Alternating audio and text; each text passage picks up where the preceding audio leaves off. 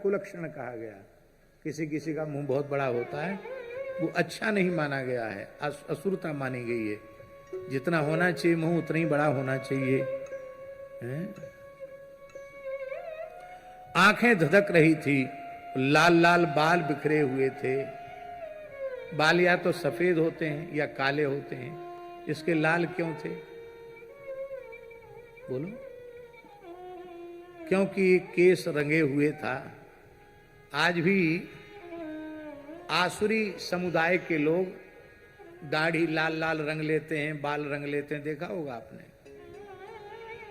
ये मुसलमानों में बाल रंगने की परंपरा चली और अब तो हिंदुओं ने भी अपना लिया।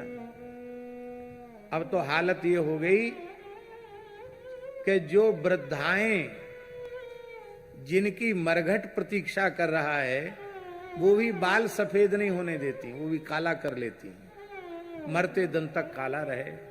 और पुरुष वर्ग तो काला कर ही लेता है। और जब ऊपर का काला हो जाता है, जड़ उनकी सफेद बनी रहती तो बड़े भद्दे लगते हैं। फिर वो रंग उतर जाता है, कलर उतर जाता है, तो वो न काले रह जाते न सफेद रह जाते हैं, लाल हो जाते हैं। ये बात हम इसलिए बोल रहे हैं, ये केस रंगना आसुरी संस्कृति है, ये नहीं होना चाहिए। हमारे यहाँ बाल रंगने की परंपरा नहीं थी। आज भी आयुर्वेद में इस प्रकार के उपाय हैं कि समय से यदि उसका सेवन मनुष्य करे तो 100 वर्ष की आयु तक एक भी बाल नहीं पकेगा, उसका दांत नहीं गिरेगा, उसकी नेत्र ज्योति नहीं जाएगी। आंवले का एक ऐसा विधान है कल्प का कि उस कल्प को यदि कोई मनुष्य कर ले तो एक बार तो उसकी सारी चमड़ी गिर जाएगी, दांत सब गिर जाएंगे, नख गिर जाएंगे, बाल सब गिर जाएंगे, शरीर पर एक रोया नहीं रह जाएगा। और कालांतर में फिर नए बाल, नए नख, नई चमड़ी आ जाएगी और वो 80 वर्ष का वृद्ध भी 20 वर्ष के युवक के समान दिखाई पड़ेगा जब अपना कायाकल्प वह कर लेगा। तो आप लोग कहेंगे आप जानते हैं इस तरह के? हम जानते हैं। हम क्या जानते? पुस्तकों में लिखा हुआ है, आयुर्वेद के ग्रंथों में। तो आजकल तो लोग विज्ञान बहुत आगे बढ़ गया, ऐसा क्यों नहीं करते हैं? लोग संदेह में जी रहे हैं, विश्वास में नहीं। लोग सोचते हैं कि कथनचित दांत गिर गए और चमड़ी सब चली गई और नए बाल और नए दांत और नई चमड़ी ने, तब क्या करेंगे? इस डर के मारे लोग उसका प्रयोग नहीं करते।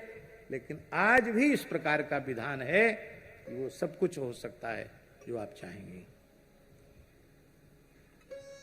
श्री हरेराम बाबा को तो हमने देखा है, 104 वर्ष की आयु में उनका शरीर छूटा। क्यों? राघवेंद्र दास जी पर शरीर पर झुर्री नहीं थी, उनके खिंचा हुआ शरीर था। भोपाल गैस कांड में आंख उनकी थोड़ी खराब हो गई थी, नहीं तो दांत, आंख सब बिल्कुल सही था उनका। कैसे सही था? उनके गुरुजी बहुत बड़े आयुर्वेद के विद्वान थे, गंगापुर सिटी में रहते थे। परम पूज्य आयुर्वेदाचार्य श्री महंत श्री रामचंद्र दास जी महाराज। तो एक राजा ने उनसे रसायन बनवाया और गुरुजी चले गए यात्रा में और इनको शिष्य को बोल के गए कि तुम थोड़ा सा च्यवनप्राश जैसा था, बोले इसको तुम ले लिया करना, दूध लेते हो और कुछ खाते पीते नहीं हो तो अकेले दूध मत पिया करो, ये ले लिया करो।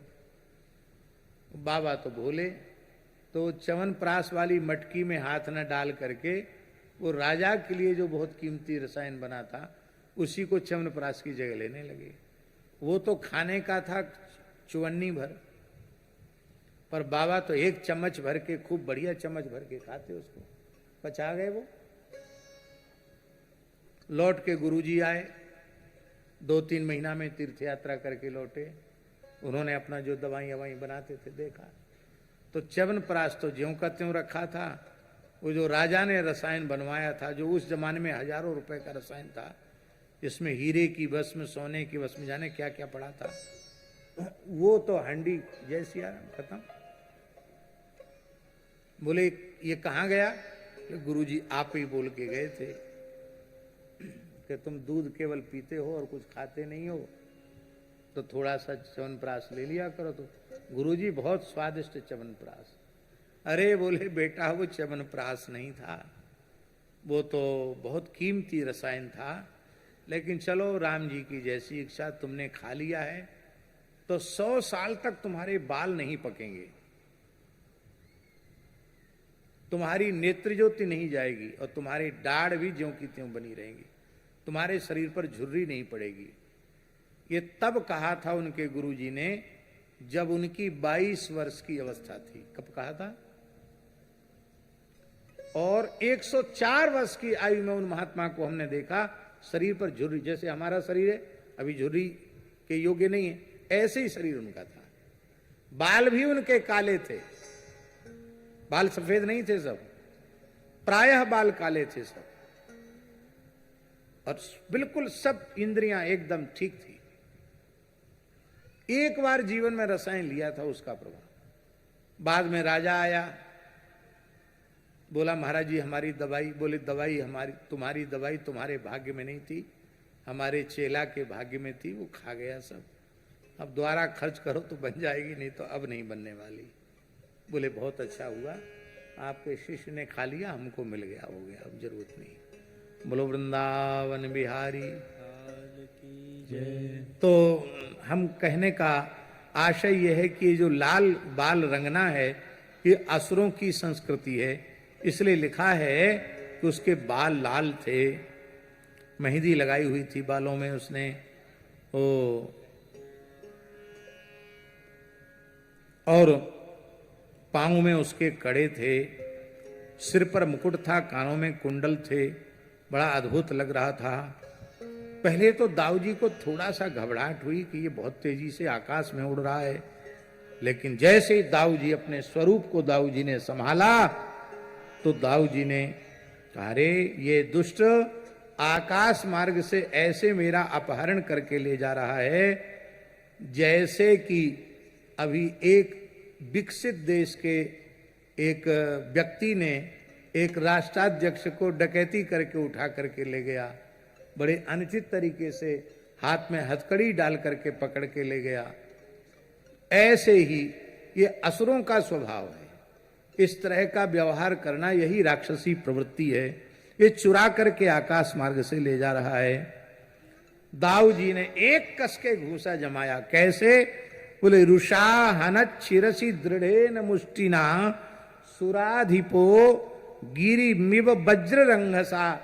जैसे देवराज इंद्र ने और एक घूसा कसकर जमा, देवराज इंद्र ने वज्र के प्रहार से पर्वतों को विदीर्ण किया था, ऐसी दाऊ जी की तो घूसा ही उनका वज्र है।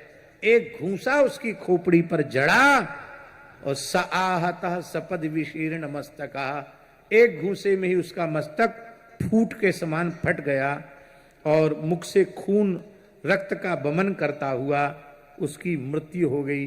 भयंकर नाद करता हुआ और वो गिर गया, निष्प्राण हो गया। बोलो असुर निकंदन श्री दाऊ दादा की जय। दृष्ट्वा प्रलंबम निहितम बलेन बलसारिना गोपा सुविस्मिता आसन साधु साध्विति वादिना। प्रलंबासुर के